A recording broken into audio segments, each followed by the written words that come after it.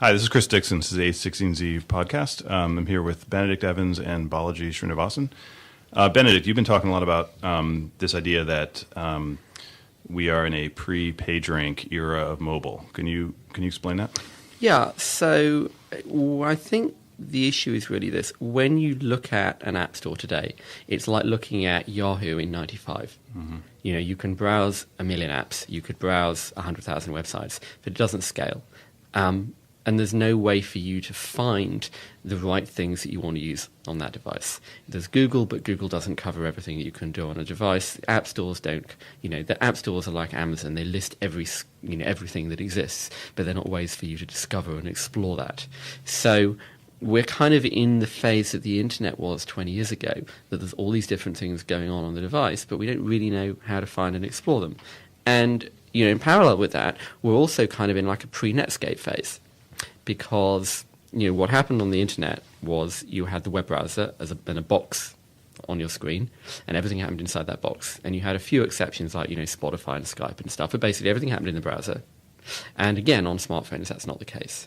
So there's this kind of swirling mass of how do we find stuff, how do we explore things, what is the interaction model, is it an app, is it a card, is it a web app, is it a URL, is it a messaging app, how do you find stuff and explore and engage and acquire customers within that? So I think there are at least two ways to interpret that. One is no one's invented that yet, and the second is the more pessimistic view is it's a fundamental architectural limitation of the platform, which is there's no browser because there's no HTML, right? Because obviously there is HTML in the web browser, but I'm speaking about apps. The app model of having to download software, there's no way to really deep link, sort of on Android, not on iOS. So you don't have the same linking structure, and you don't have the same sort of openness and open standards. You don't have a universal resource locator. Yep. In a sense, for every single piece of content. And you can see Google poking around this with deep linking into apps. But I'd almost kind of turn that... But even if you deep link into an app, you still have to have the app, right? Yeah, so there's a whole of a download as opposed to it's kind of a hack. I mean, I'd page load, right? I'd kind of turn it the other way. I mean, there's an ideological issue in here, because there's a whole group of people who will say, well, webs are like a hack and a fork of the web, and everything will converge back onto web in some form. Not HTML, but actually web pages with URLs, and you can click on and go to other URLs, because obviously half of apps are actually built on HTML. I'd kind of propose turning the other way around and saying, well, the reason that we only had the web on the desktop internet was because it was impossibly difficult to do anything else. And you had to have this incredibly strong selling point to get somebody to actually go and download an application and install it. You had to, in many cases, go to the store literally and buy a shrink-wrapped, exactly. over a certain file size. Yeah, kids, there were these stores that sold, like physical stores that sold software in cardboard boxes. So, I mean, the reason that we only had the web was all that there was because it was so hard to do anything else, and now it's incredibly easy to do other things. And now smartphones themselves are communications platforms in a way that PCs never really were. So, I mean, you see this really obviously with WhatsApp, because it taps into the phone book, it taps into the photo library, into push notifications, gets an icon on the home screen. And there's a whole bunch of other applications trying to do the same thing. And so the smartphone itself becomes a social platform. Whereas Facebook, on the desktop you had the browser, and then inside the browser you had Facebook, and then inside Facebook you had a social platform.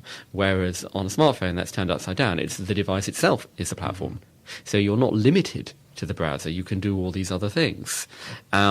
And you give up stuff in return for that. There's pluses and minuses on both sides. Isn't one outcome here that the people that don't have, that the OSs have all the power that iOS and Android? Do they? Is it the OSs? Is it Facebook? Is it Line? Is it, is it a combination of all of those things? And how much does that carry on changing? I mean, the interesting thing, looking at the bunch of rumors about, what Apple would do about wearables, and we're looking at what Google is doing with Google with Android Wear, is around that these interaction models carry on shifting. So the way Android Wear is, you've got this device which is a computer on your wrist, but it doesn't run native code. It just displays notifications that come to it from an Android phone.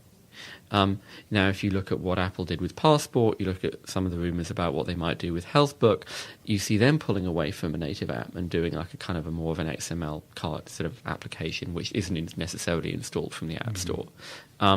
I mean, if you look at Google Now, Google Now is, I'd say now it's probably HTML, but it's not the web in any meaningful sense. If you were to go and stand outside a restaurant and pull your phone out of your pocket, should you have to open a restaurant review app and wait for it to get a geo lookup and then get a list of 10 restaurants and then pick the one you want? Or should it use Bluetooth iBeacon to know where you are and pull up a review for that automatically, whether that's from within an app or from the web or scraped out of Google Now or something? So one thing I think is in terms of discovery and kind of thinking about architecture and so on. So there are companies like URX, for example, that are doing like deep linking within apps. But I think more fundamentally, so if you think about, for example, Google Wear and the phone and so on, from an implementation perspective, you often think of model view controller. You think of an app as being a view on top of an underlying data store, which is sending things to a smartphone view and a tablet view and this view and that view. And so one of the more interesting projects out there is Urbit, which is thinking about, okay, so we've got the web, which is linking between pages. How would you really link between apps, right? One of the ways that you want to do this is you'd sort of want to make it so that you don't have to generate and think up and document an API for every app, right? So what if, for example, you had, let's say, a phone and it had an internal directory structure. Let's just say you have a laptop. It's got directory structure, and it's got /contacts, and it's got /files, and it's got /personal information, and so on and so forth. And this file system is what Dropbox accessed and read and wrote to for your files. And Facebook accessed and read and wrote to for your files, for your photos, but also for your contacts and for your personal information. And LinkedIn also accessed this, and Twitter accessed this. So the data was actually local, and the APIs were sort of automatic, and these applications would read and write to that. And rather than having all the data locally in their own databases, it'd be the billion phones would be this distributed data center, right? And so what's interesting about that kind of model is now you're talking about links between not just web pages, but between applications based on like data interstices, right? So that's one model for where the future of sort of like mobile architecture is going to go, where you have data local computing, and then you turn your large centralized web services into really more like large caches of local data, which is going to be stale, but it'll be updated next time you log into the website, and then they'll download it. So that's like a total inversion of control of where we are now. But that's something I could see happening in like 5 years, 10 years. I think perhaps another way of thinking about some of the stuff you're talking about is if you contrast what Apple and Google are doing just in the short term with the way they're running their platforms. Because Apple runs the whole stack, they're pushing a lot of their innovation into the integration of the hardware and the software with all the Bluetooth stuff that they're doing and all the local wireless stuff, most obviously, but also things like the fingerprint scanner. Whereas, which is very hard for Google to do because they've got no idea what's on the phone. It's exactly like Microsoft. Right. They don't know what PC you've got. Whereas, of course, what Google are doing is lifting everything out of Android and putting it into the cloud, both into Google Play Services, but into Google Now and all the other stuff that they're trying to do there. So you've got Chrome OS being the ultimate version. Yeah, exactly. So there's a question, it's sort of one of my kind of the things that I've been saying is that if I was to say I installed an app on my Android smartphone in 5 years, I don't really know what that would mean. What would install mean? What would app actually mean? Right. What would Android mean? And so there's that question. Enabling it in their services. Yeah, exactly. What would you really actually be doing? Yeah. And you could say that actually you could probably say the same thing for Apple. I can't be completely confident that if I say I installed an app on my iPhone, I meant that I went to the App Store and initiated a download of a package of Objective-C code. There's probably going to be other stuff that might be going on as well. And related to that, basically, is that at Google, right? Like with Andy Rubin stepping down and Sundar Pichai now running apps and Chrome and Android, right? Mm-hmm. Obviously, I think it's there's going to be some fusion of Chrome OS and Android now that they're both folding into the same person.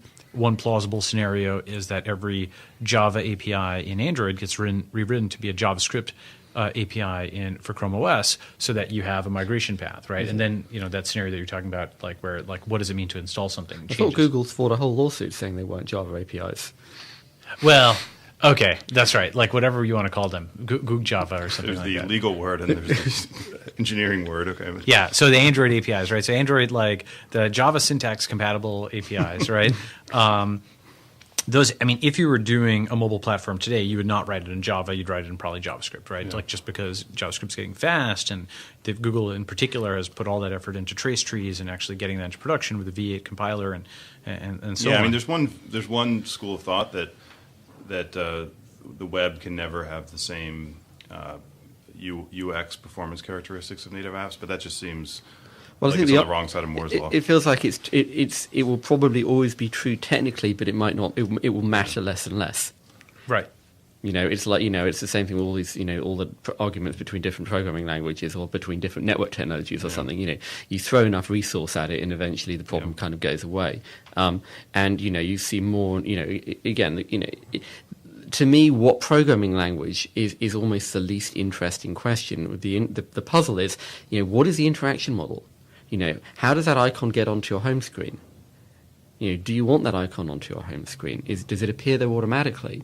Do you have to enter a user ID and password and wait for a download? Does it appear there as you walk past the store? Does it bubble up from the bottom of the screen or onto your watch? And so in those kind of contexts, trying to focus too much on, what's the app distribution model or how can we deep link into apps sort of fades away. The thing I wrote a blog post about this the other day, that the thing I wrote on Twitter that prompted the blog post was, who is it that's going to kill the native app? It's going to be Apple. Apple is the company. I think it's going to be Google.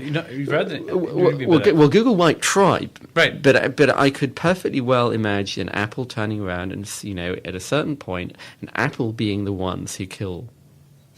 Interesting. That is counterintuitive. Because they are they don't make any money from it, obviously. It's purely about the platform. But, if they was to decide, okay, here is another bunch of things that we can do that will make our platform stronger, that will make it more compelling to develop for iOS, that will make it more compelling to buy an iPhone. At a certain point. They'll do that. Yeah, sure. At a certain point, if the pressure gets there. Insofar as we're throwing out like counterintuitive projections, so certainly, obviously, a large component of the future is mobile. I think a counterintuitive but true, if you reflect on it, projection is that a significant fraction of the future is also going to be sessile. And what I mean by that is it's going to be people who are wearing Oculus, and they're not mobile at all, and they're just sitting there, and they've got very powerful computers that are pushing away at it. So I think that's like return of the laptop, return of the server farm, even return of the desktop. So Oculus is pretty interesting there.